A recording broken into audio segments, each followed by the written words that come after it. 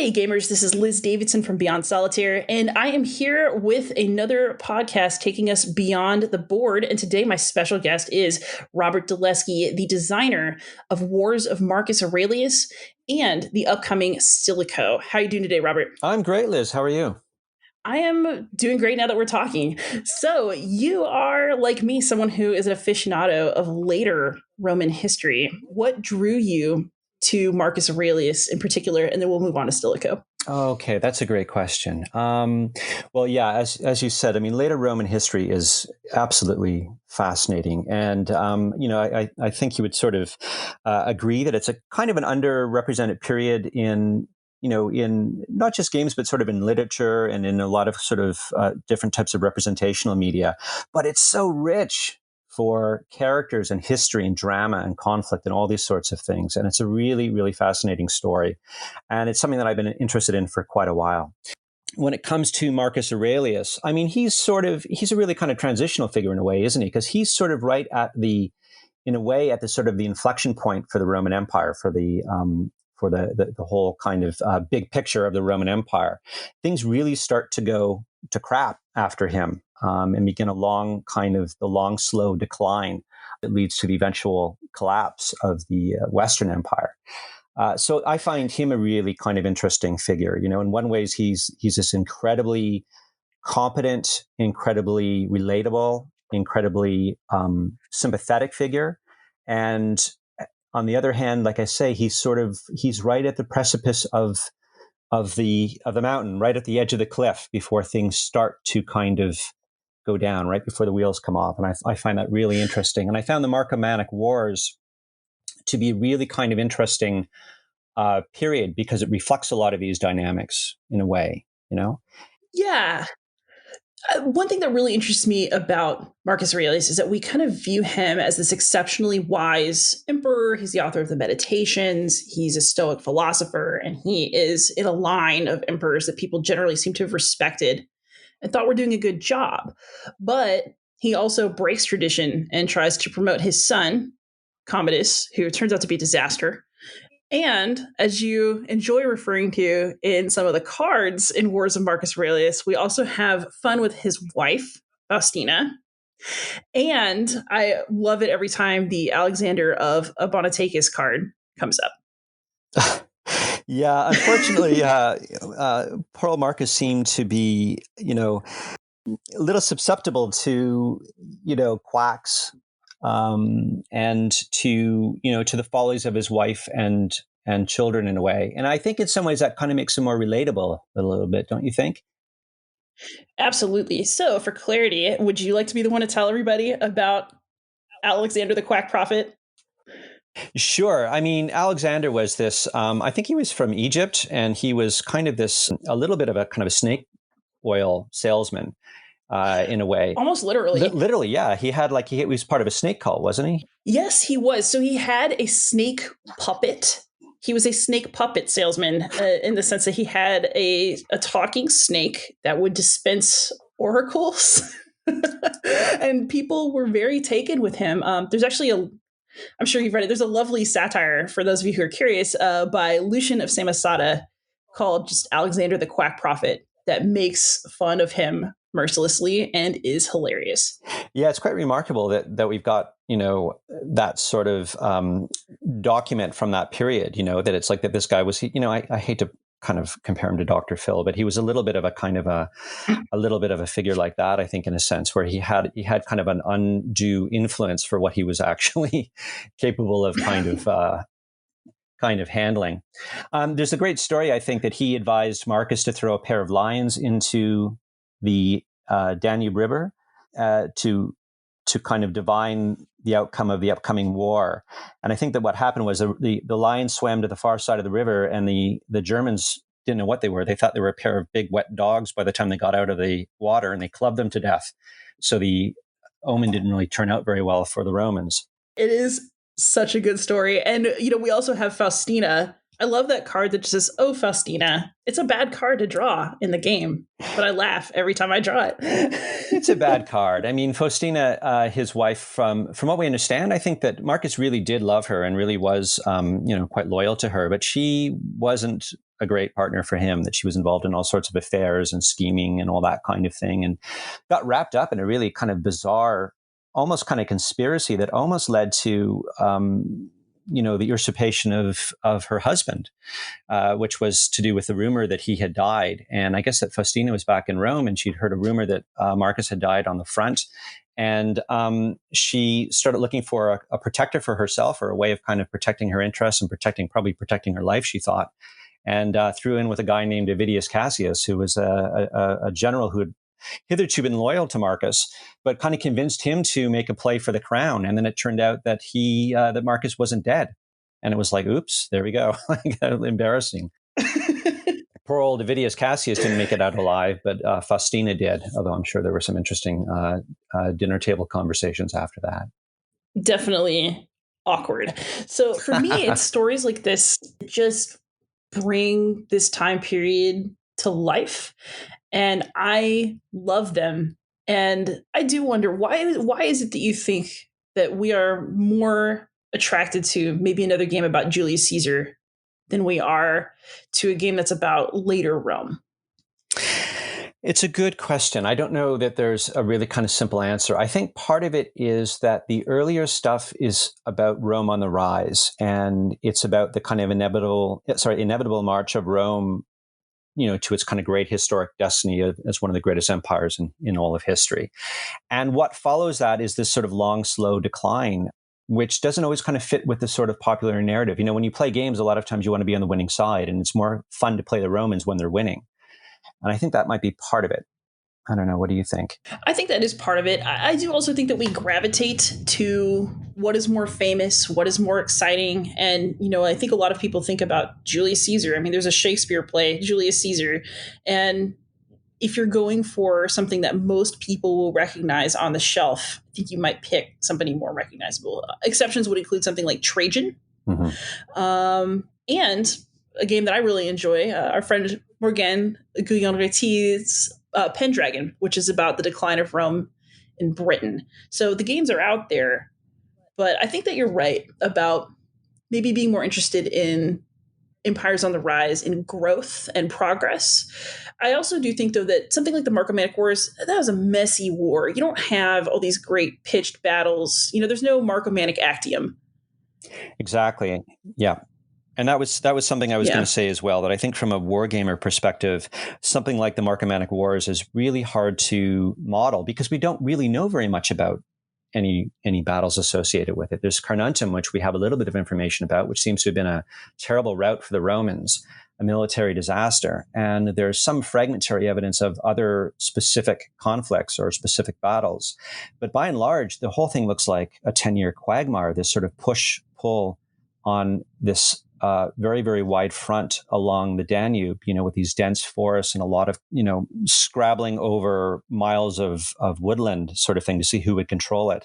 And that doesn't also kind of fit with the narrative of the Romans that we tend to like. We like to think of Roman battles as being these highly organized, sort of pitched field fights, and where Roman logistics are going to kind of win the day and Roman discipline is going to carry the field. And what you see in the Marcomannic Wars is a lot of really dirty fighting and a lot of really hard scrabble conflict that doesn't really fit, I think, with our popular picture of how the Romans conducted war.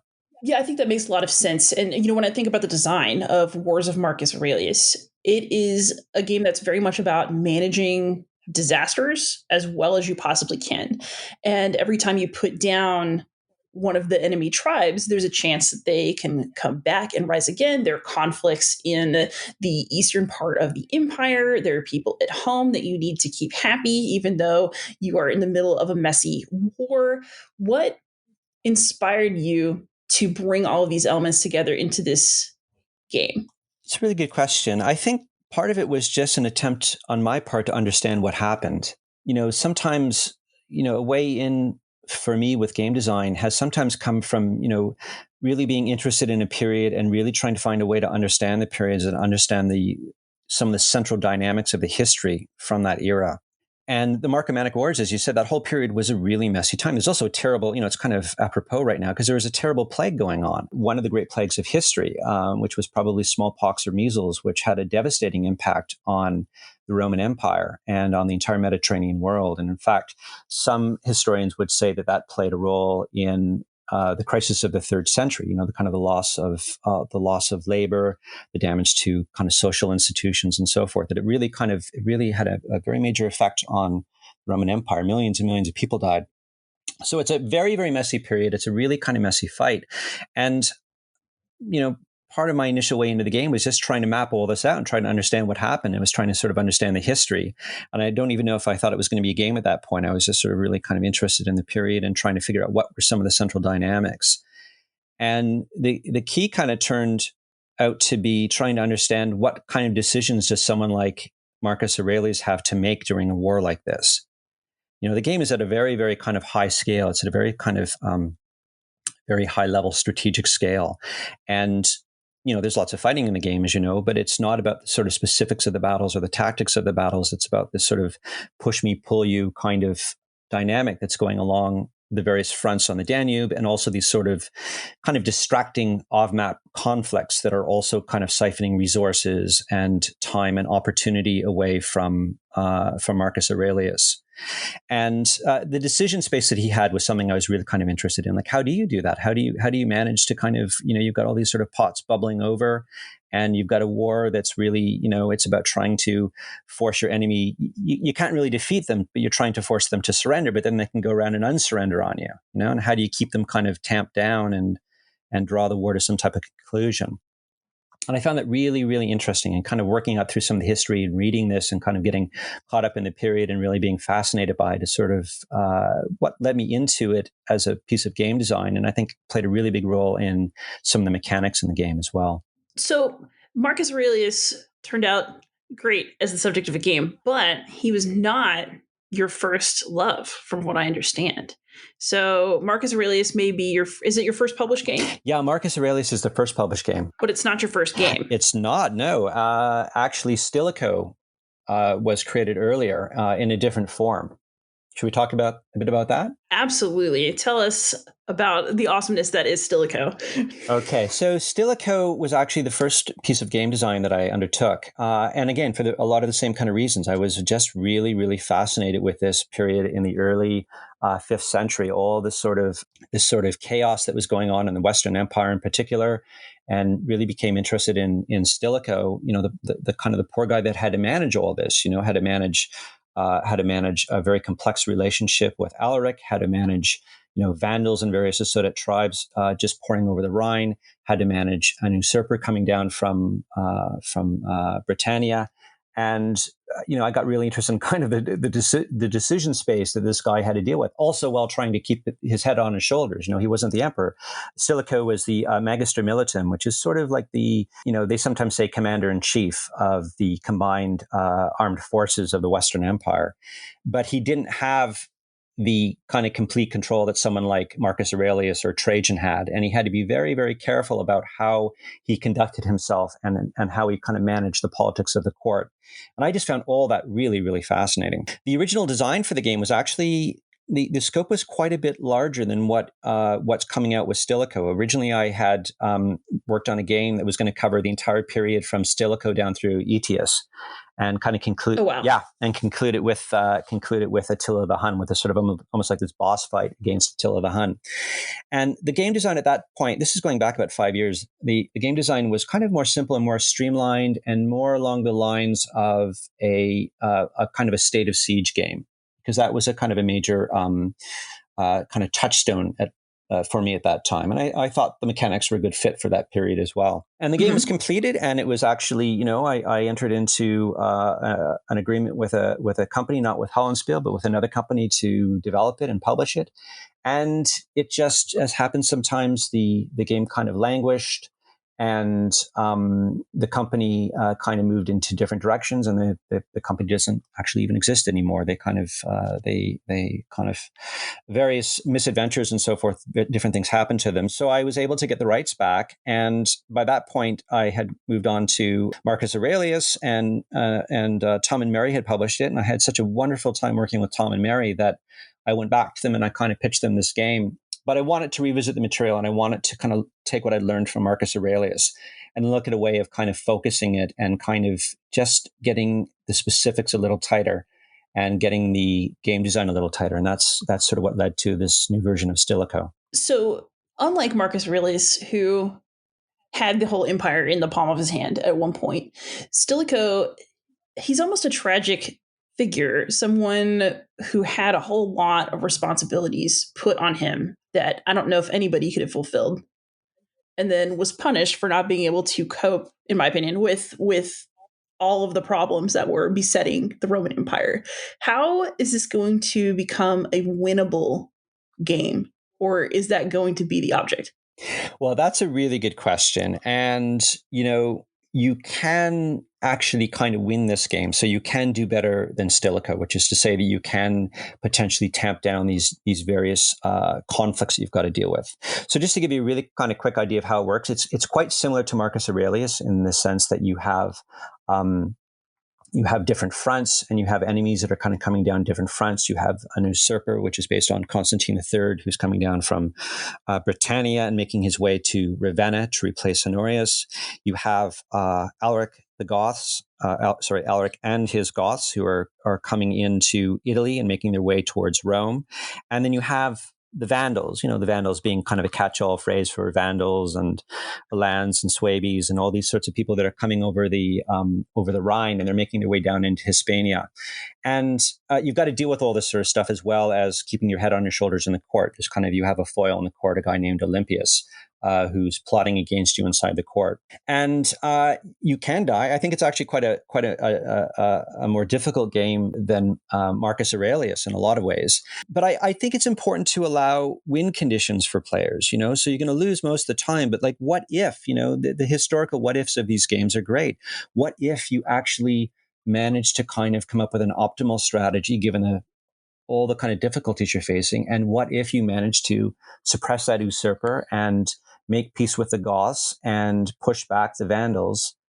I think it's a great sort of fun bit of speculation, and allowing the player to achieve that was something I wanted to do with this game, so that you're not simply just, putting out fires. You do have a chance to maybe change history a little bit by managing these situations a little bit than poor old dear Stilicho was able to. That is a really interesting take. I'm looking forward to playing this a lot. I do wonder, though, so both Stilicho and Alaric are very interesting figures of their time. Why did you choose to do a game from Stilicho's perspective as opposed to Alaric's?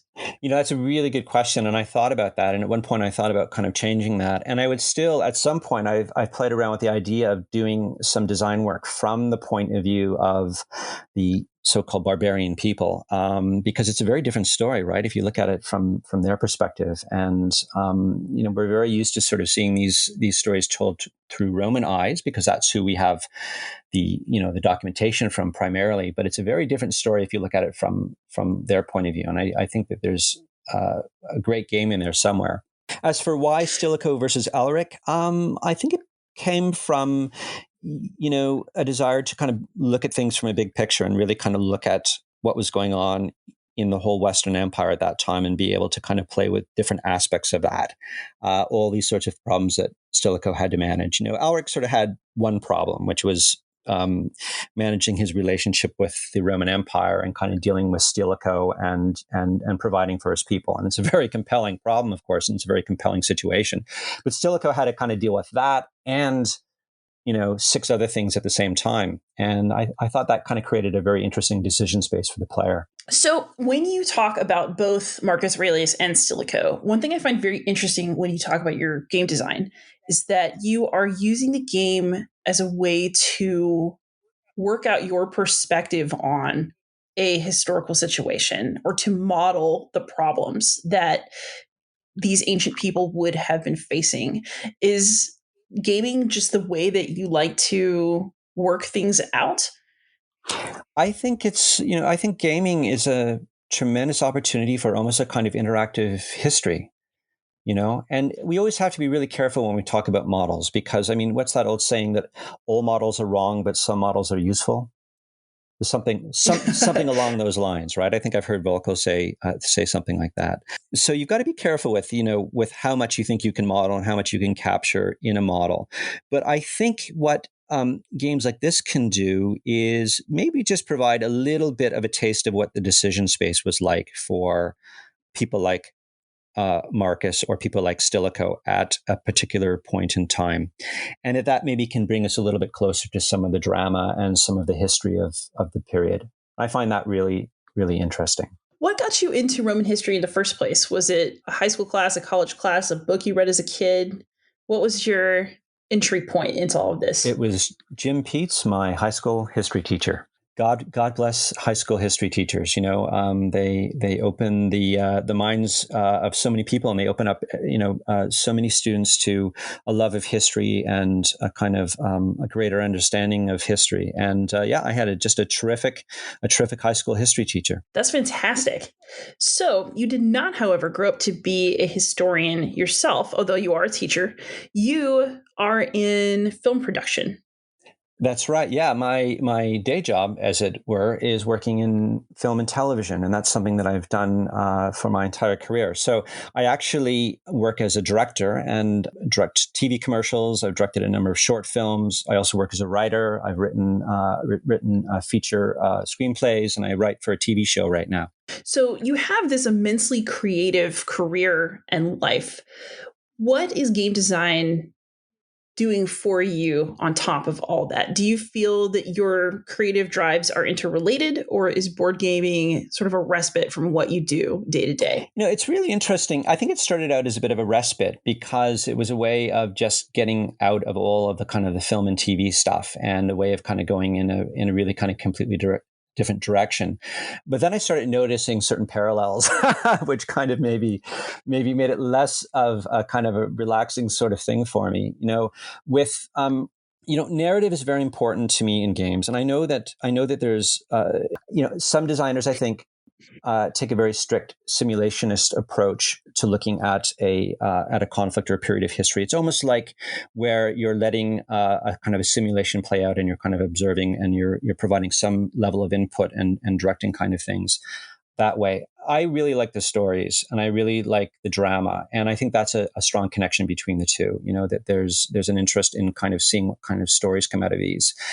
There's something called emergent storytelling, which I'm sure you're familiar with, and that's sort of the interest or fascination with how stories can emerge almost organically, not according to a strict on rails plot, but sort of seeing how randomness and participation and observer reaction and input can kind of change the course of a story.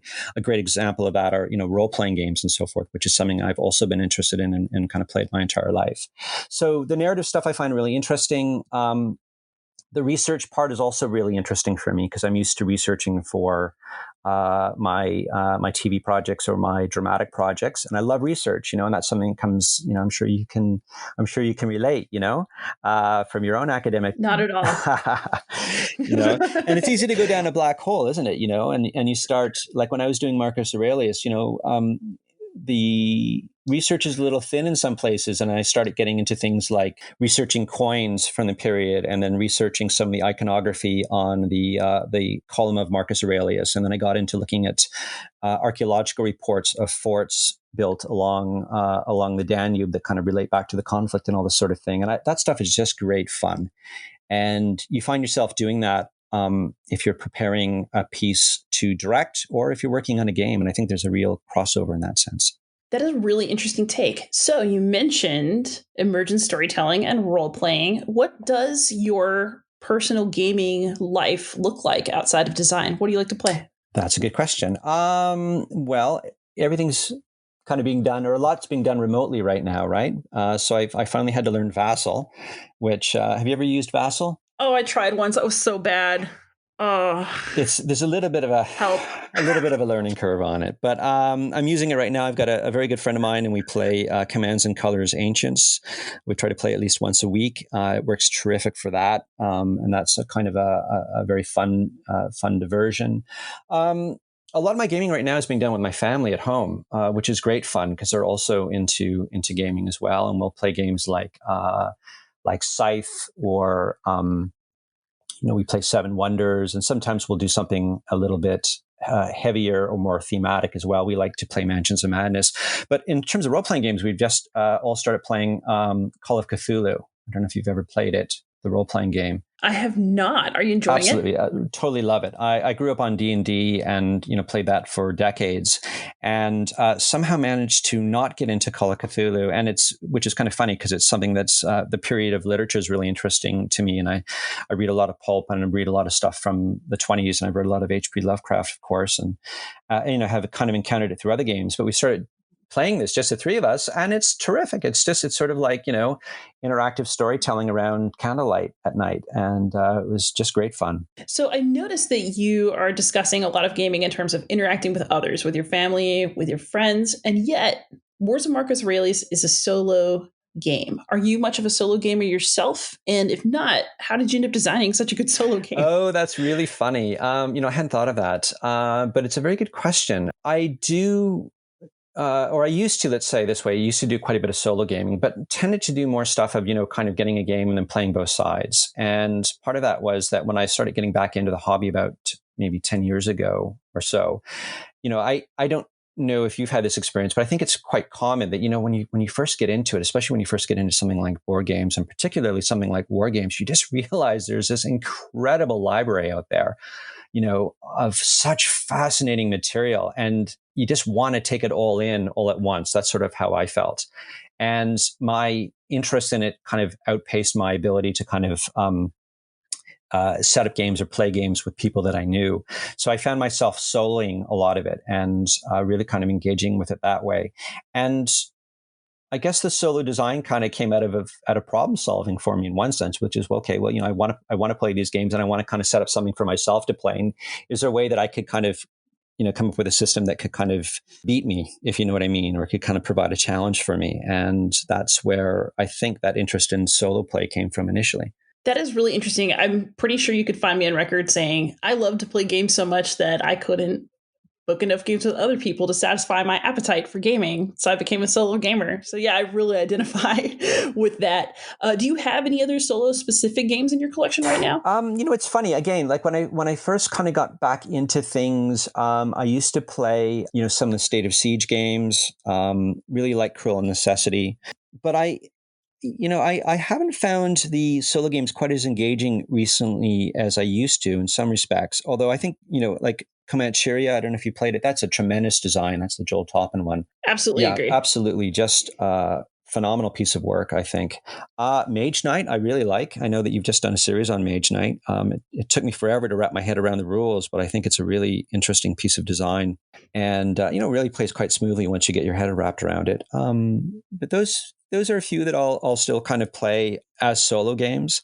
And I'll still, if I find a new design that I really like, even if it's a 2-player game, I'll pull it out and I'll kind of play both sides and I'll try to figure out how it works and I'll kind of work my way through it.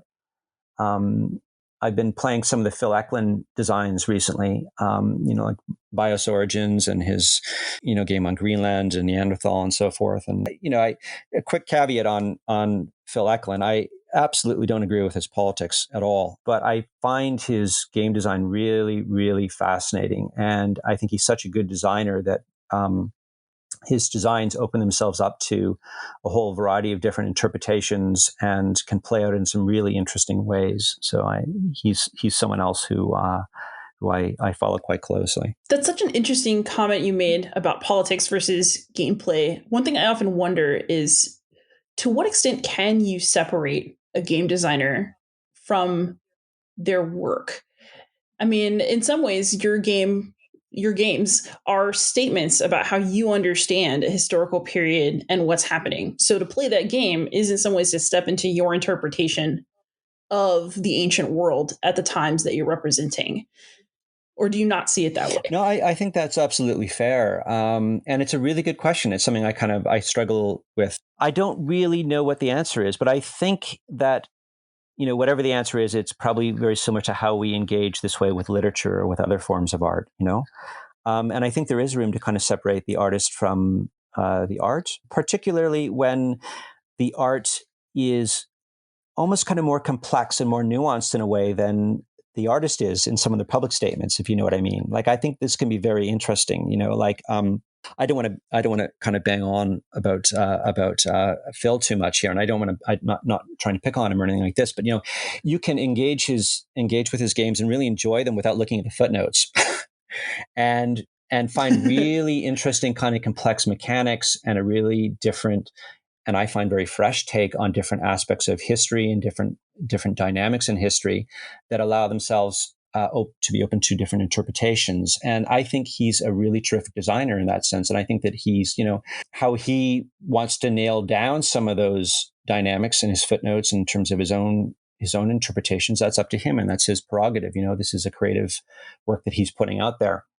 But I think that it applies that way for all of us. There might be people that don't like my politics or don't like some of the dynamics in my games. But hopefully what's in there is good enough to kind of stand on its own and to provide a point of entry for people from all different sorts of backgrounds. Do you feel the same way about the short films that you make? That's interesting. I mean, those are perhaps more direct or kind of personal statements in a sense, if you know what I mean. Like, again, this kind of goes back to this idea of kind of emergent storytelling. A game is a story that's created by the designer plus the artifact plus the person playing it. And you can say a similar kind of thing about movies and books as well, that there's these sort of three levels that are going on, but I think they kind of mix in different proportions. And I think that when you're watching a film, because a film is something that unfolds in a linear fashion through time, and you watch a certain number of images that occur in a certain order, and you're very much caught up in the storytelling of the person making that story. Same thing with literature. Whereas with games, there's a lot of kind of ways into the situation. And in a sense, it's almost like less the material in some ways and more the kind of mechanics and how the mechanics are presenting and restricting that material you have to kind of work with. I don't know. I'm sort of going off the cuff here. I haven't thought about this. This is a really, really interesting question. So I don't have an answer. Oh, I don't actually think there is an answer. I enjoy asking questions that don't have good answers. But I think about gaming this way a lot too, because so much of how a game runs depends on the players. I mean, I'm a solo player, so usually I'm playing against the game. Or I wonder, how many games that I play come out the way they do because I'm the one who's running the game. Mm-hmm. But, you always think about multiplayer games where somebody spoils the game or there's a kingmaker or where, gaming is an interesting art form because so much of the story's progress is left to people who are not the author. Absolutely. It's the ultimate reader response criticism. Absolutely. It's completely fascinating in that sense. And I think a lot of kind of modern design has been, has taken that into account, how to avoid situations like, kind of kingmaker situations, how to deal with things like player analysis paralysis, and how to kind of keep everybody engaged while other people are taking their turn and so forth, and that's something I think that's been really interesting in, particularly in the last maybe 15 years or so. It's not that it wasn't dealt with before. It was, of course. And there's really amazing designs that go back, decades that kind of deal with different elements of this. But I think that's something that's been kind of at the forefront, is thinking about some of the social dynamics involved with gaming. And I think there's some really interesting solutions out there. So before I let you go, do you have any other games in the pipeline yet? Or can you not tell us? Well, it's interesting. I continue to work on different designs. Time's been a little bit tight in the recent past, so things haven't kind of progressed as quickly as I'd hoped. I would be very interested in doing, depending on what the response is to Stilicho, I always kind of wanted to make it a trilogy and to do kind of one more game maybe in this, in this genre, sort of like late Roman history kind of thing. I mean, who knows, maybe I'll do more than just one more, but it's something that I would be interested in doing there. And we'll kind of see how Stilicho goes and how kind of people respond to it. So there's one possibility there. I actually worked quite a bit on a game about 17th century sieges and the kind of Venetian Ottoman wars and so forth. That's another area that I'm quite interested in. And I just need to get the time to sit down and kind of do a little bit more work on that. So that's kind of two possibilities there. Well, I cannot wait to find out what happens next. Thank you so much for coming on and having this conversation with me, Robert. I really appreciate it. Thank you, Liz. Thanks so much. And, thanks for having me on, and thanks for being such an amazing advocate for our hobby. So I can be reached pretty much anywhere as Beyond Solitaire. But where can people find you if they have questions? That's a good question. I'm on Twitter. I'm DeLeskie on Twitter. I'm on Instagram, and not so much on Facebook these days. But those would be the best places to try me. We'll say Twitter and Instagram. Fantastic. Again, thank you so much. Everyone who's listening, do feel free to reach out to either of us with questions. We love it. And happy gaming.